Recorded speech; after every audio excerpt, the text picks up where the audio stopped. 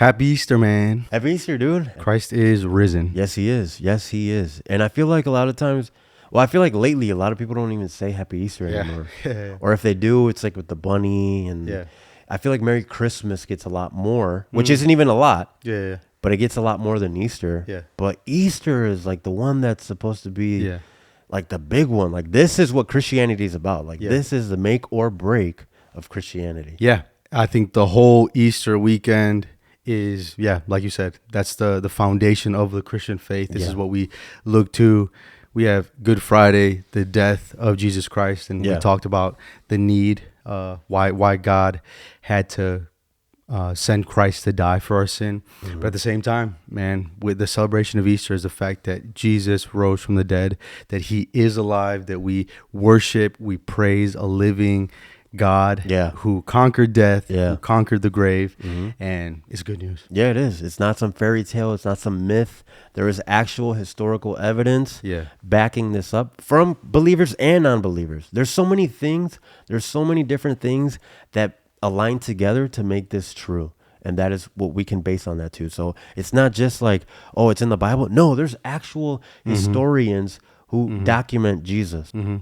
That weren't believers. I mean, and I think for me that was really important, especially on my faith journey. The fact that Christianity isn't a blind faith, which for a lot of years I thought it was, that you just had to blindly believe, but it's not true. And both when we think of Good Friday and the death of Jesus Christ, the historical evidence and the historical fact that Jesus actually lived, that he actually died a death under Pontius Pilate by crucifixion, and as we're going to talk about today, that he resurrected, and there was eyewitnesses that saw him resurrect. And I think one of the most important parts, and really this is the Pauline language, the fact that if Christ didn't resurrect, then our faith is in vain. It doesn't matter. It's just some fairy tale. One of the greatest passages and defenses of the doctrine of the resurrection of Christ is 1 Corinthians chapter 15.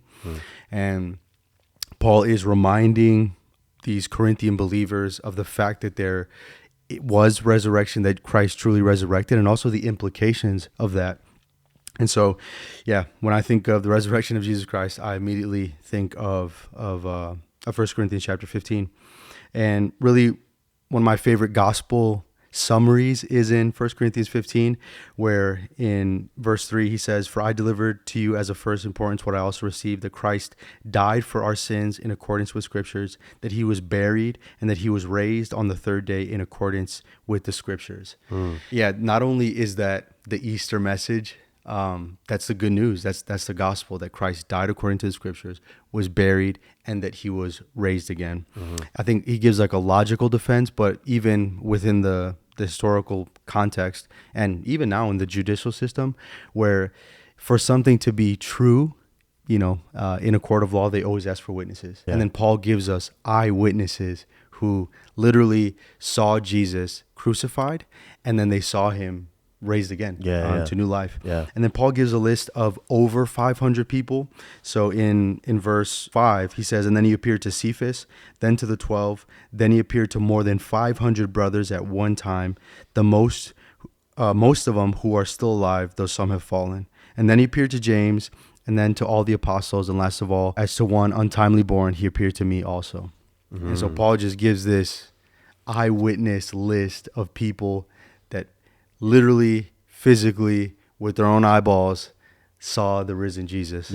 Apologetically, that's such a good defense. The fact that, and I love Paul's language, is that he lists off all these people, and he said most of them are still alive. And in other words, go ask them. Go ask them.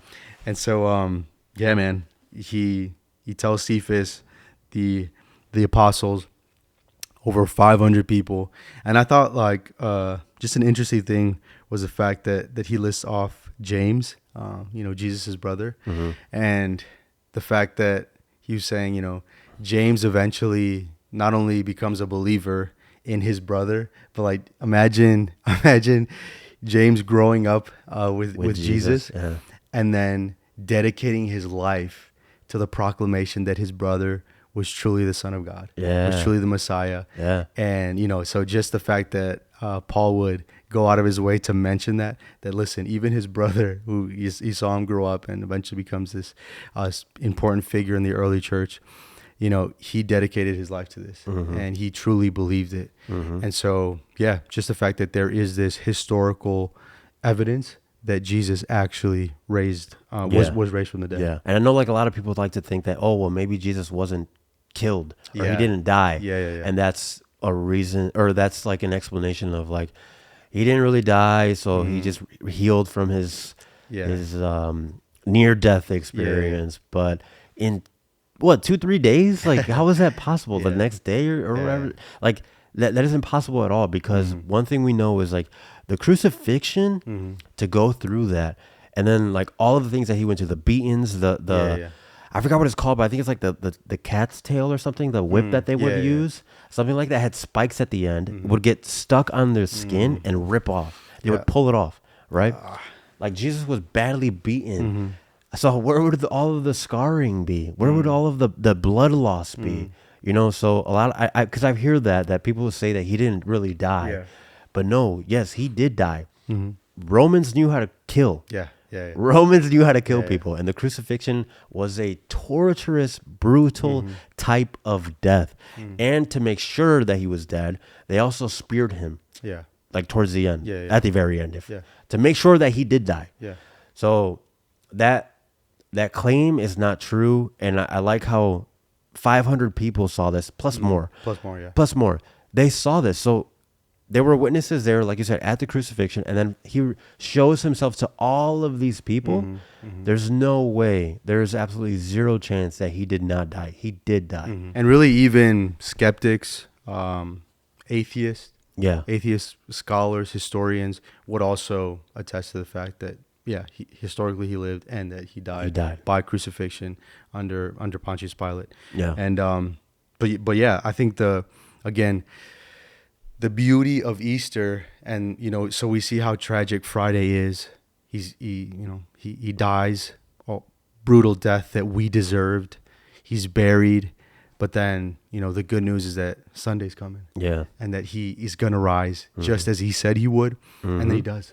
And Jesus does it. And so not only is this such good news, this solidifies our faith, and at the same time, it both solidifies the fact that God is satisfied with Jesus' death, and by him raising him from the dead, that just shows his approval of his sacrifice, his approval of this substitute on our behalf. And then at the same time, our faith is not in vain.